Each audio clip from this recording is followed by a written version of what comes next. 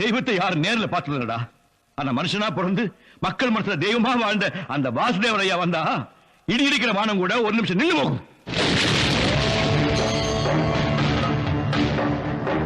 காத்து கூட அவரை பார்த்து கையெடுத்து கும்பிடும்.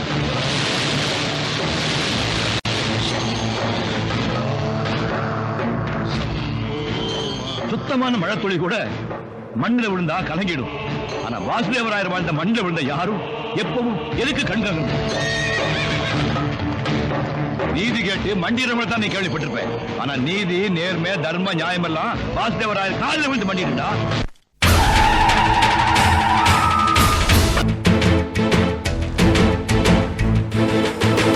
எழுந்தாமல போல